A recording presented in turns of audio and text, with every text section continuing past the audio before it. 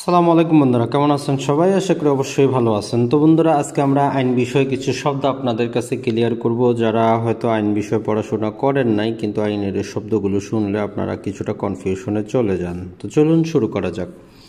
প্রথমেই হচ্ছে লয়ার বা উকিল। তো একটা কথা মনে রাখবেন, লয়ারের বাংলাই হচ্ছে কিন্তু উকিল। লয়ার বা উকিল হচ্ছে কারা? যার আইন বিষয়ে ডিগ্রি আছে, যিনি আইন বিষয়ে পড়াশোনা করেছেন, উনি হচ্ছেন একজন লয়ার বা উকিল। তো এই পড়াশোনাটা যেটি হতে পারে 2 বছরের হতে পারে। যে কোনো সাবজেক্টে আপনি অনার্স বা ডিগ্রি, যদি আপনার ডিগ্রি থাকে, তারপরে আপনি ল কলেজে 2 বছরের পূর্বে করতে পারতেন, এখন থেকে করা যায় না। আর হচ্ছে আপনি উচ্চ মাধ্যমিক পাশের পর 4 বছরের এই আইনের ডিগ্রিটা যদি থাকে, তাহলে আপনি একজন হচ্ছেন লয়ার বা উকিল। তাহলে লয়ার বা উকিল হলেন উনি যার আইন বিষয়ে ডিগ্রি আছে। এই ডিগ্রিটা আপনার উচ্চ মাধ্যমিক পাশের পর 4 বছর হতে পারে, অথবা যে কোনো সাবজেক্টে অনার্স করার পরে 2 বছরের হতে পারে। যদিও এখন বর্তমানে এটা আর 2 বছরের নাই, এটা 4 বছরের হয়ে গেছে ল কলেজগুলোতে। তো এখন আসি আমরা, তাহলে ব্যারিস্টার উনি আবার কে? বাংলাদেশে যদিও ব্যারিস্টার শব্দটি সবচেয়ে বেশি গুরুত্বপূর্ণ।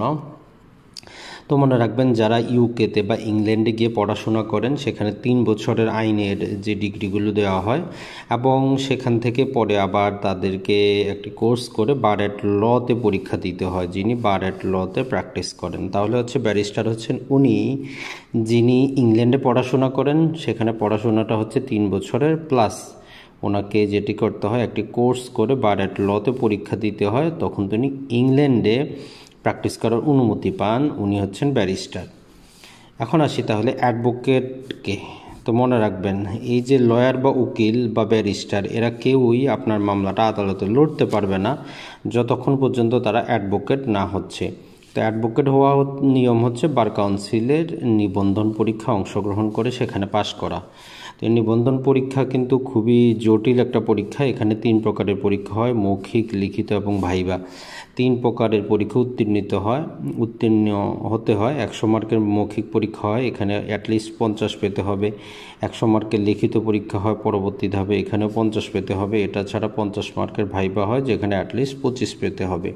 তো এই ধাপগুলো অতিক্রম করার পরে একজন উকিল বলেন, লয়ার বলেন আর ব্যারিস্টার বলেন, উনি তখন বার কাউন্সিলে নিবন্ধিত হন। তাই ব্যারিস্টার শুনলেই আপনার টেনশন নেওয়ার কোনো কারণ নাই যে উনি আপনার মামলাটা খুব দ্রুত শেষ করে দিতে পারবে, এমন কিছুই না। তো তাহলে যারাই নিজেকে বাংলাদেশে অ্যাডভোকেট হিসাবে পরিচয় দেয়, আপনাকে বুঝতে হবে যে উনি হচ্ছেন একজন নিবন্ধিত ব্যক্তি, যিনি আপনার মামলাটা আদালতে লড়তে পারবেন। আর শুধু ব্যারিস্টার হলে উনি মামলা লড়তে পারবেন এমন না। তবে ব্যারিস্টারি পড়াশোনা করলে কিছুটা সুবিধা বাংলাদেশে আছে, যেগুলো একটু আমরা পরের দিকে পাবো। তো এখন আমরা যদি দেখি অ্যাডভোকেটের ক্ষেত্রেও আবার আপনার ভাগ আছে। এই যে অ্যাডভোকেট হলেন, এটি হচ্ছে নিম্ন আদালতের অ্যাডভোকেট, এটি কিন্তু উচ্চ আদালতের অ্যাডভোকেট না। অর্থাৎ বাংলাদেশের বিচার ব্যবস্থায় সর্বনিম্ন যে কোর্ট, সাবঅর্ডিনেট কোর্টের অ্যাডভোকেট। বাংলাদেশের এখন যদি আমরা সর্বোচ্চ সুপ্রিম কোর্ট যে অ্যাডভোকেট যদি দেখি, সুপ্রিম কোর্টে 3 প্রকারের আমরা অ্যাডভোকেট পাই। একটাকে বলা হয় যে সুপ্রিম কোর্টের অ্যাডভোকেট। তো এটি আপনি কখন হতে পারেন? তো এটি আপনার হওয়ার হচ্ছে যখন আপনি সুপ্রিম কোর্টের হাইকোর্ট ডিভিশনে 5 বছর মামলা পরিচালনা করেন, তখন বিচারক যদি আপনাকে সুপারিশ করে যে আপনি সুপ্রিম কোর্টের আপিলেট ডিভিশনে মামলা পরিচালনা করতে পারবেন, তখনই আপনি একজন সুপ্রিম কোর্টের আইনজীবী হন। এখন আমরা যদি দেখি অ্যাডভোকেট অন রেকর্ড, অর্থাৎ সুপ্রিম কোর্টের আপিলেট ডিভিশনে আরও যেটা হচ্ছে অ্যাডভোকেট অন রেকর্ড আছেন। তো অ্যাডভোকেট অন রেকর্ড আবার কারা? তো অ্যাডভোকেট অন রেকর্ড হচ্ছে যে যার অ্যাটলিস্ট 7 বছর পর্যন্ত উনি একজন অ্যাডভোকেট, নিম্ন আদালত অথবা উচ্চ আদালত দুটো মিলে, তার মধ্যে উনি 3 বছর হাইকোর্টের অ্যাডভোকেট যদি থাকেন, তাহলে উনি এই যে অ্যাডভোকেট অন রেকর্ডের জন্য আবেদন করতে পারেন। তো অ্যাডভোকেট অন রেকর্ড কি? তো যে কোনো মামলা যে কেউ চাইলে কিন্তু বাংলাদেশ সুপ্রিম কোর্টে দাখিল করতে পারে না, এদের মাধ্যমে দাখিল করতে হবে আপনাকে মামলাটা। আপনি ড্রাফটিং করে নিলেন, এদের কাছ থেকে আপনাকে অ্যাটেস্টেশন করে নিতে হবে, অ্যাডভোকেট অন রেকর্ড। তারপর হচ্ছে সিনিয়র অ্যাডভোকেট, যারা অনেক দিন যাবৎ সুপ্রিম কোর্টের আপিলেট ডিভিশনে মামলা পরিচালনা করেন, তাদের একটা লিস্ট প্রকাশ করা হয়।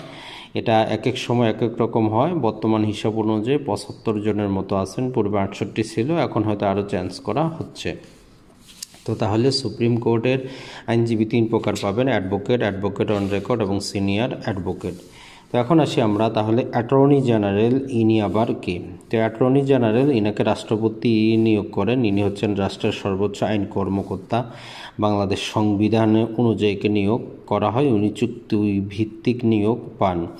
সরকারকে রাষ্ট্রীয় বিভিন্ন প্রকার কারণে আইনের মতামত গ্রহণ করতে হয়, ওনার কাছ থেকে গ্রহণ করেন এবং আদালতে উনি সরকারের যে পক্ষ সেটা তুলে ধরেন। তো ওনার নিচে যারা থাকেন, যাদেরকে আমরা অ্যাসিস্ট্যান্ট বা ডেপুটি অ্যাটর্নি জেনারেল বলি, তো এই অফিসটাকে বলা হয় আসলে সলিসিটর জেনারেল অফিস, অর্থাৎ অ্যাটর্নি জেনারেলের নিম্নবর্তী যারা আছেন এরাই হচ্ছেন সলিসিটর জেনারেল।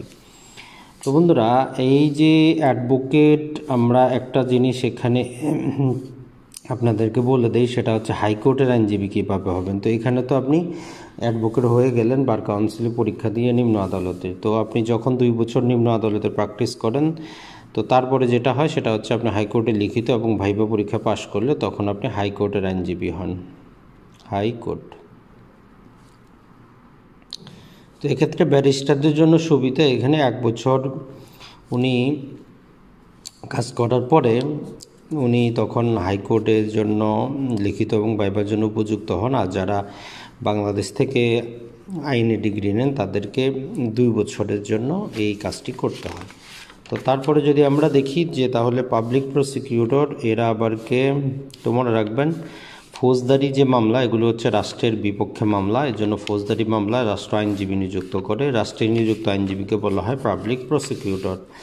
আর গভর্নমেন্ট প্লিডার, যদি কোনো দেওয়ানি বা সিভিল মামলা থাকে, এক্ষেত্রে যখন রাষ্ট্রের পক্ষ থেকে কেউ আসেন তখন তাকে বলা হয় জিপি বা পাবলিক প্রসিকিউটর। আর এই ফৌজদারিতে বলা হয় পিপি বা যে পাবলিক প্রসিকিউটর, আর এটা হচ্ছে জিপি বা গভর্নমেন্ট প্লিডার।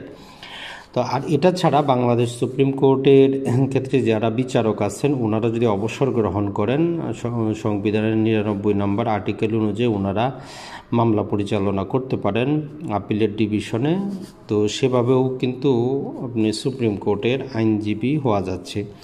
তো ওভারঅল অর্থে আমরা আইনের ডিগ্রিটাকে যদি দেখি, আইনের ডিগ্রি আপনি নিলেন 2 বছর হোক বা 4 বছর হোক, আপনি বার কাউন্সিলে নিবন্ধন পরীক্ষা দিয়ে নিবন্ধিত হলেন, আপনি নিম্ন আদালতের অ্যাডভোকেট হয়ে গেলেন, 2 বছর আপনি প্র্যাকটিস করলেন, তারপর আপনি হাইকোর্ট বিভাগে পরীক্ষা দিয়ে সেখানে নিবন্ধন হলেন, সেখানে আপনি অ্যাটলিস্ট সর্বনিম্ন 5 বছর মামলা পরিচালনা করলেন, তারপর আপনি সুপ্রিম কোর্টের অ্যাডভোকেট হলেন। তো সুপ্রিম কোর্টের অ্যাডভোকেট যেই 5 বছর অপেক্ষা করে এরপরে অ্যাডভোকেট হলেন, সেখানে 3 প্রকারের অ্যাডভোকেট। যে 5 বছর আপনি অপেক্ষা করলেন, নিবন্ধিত হলেন, আপনি হলেন সাধারণ অ্যাডভোকেট।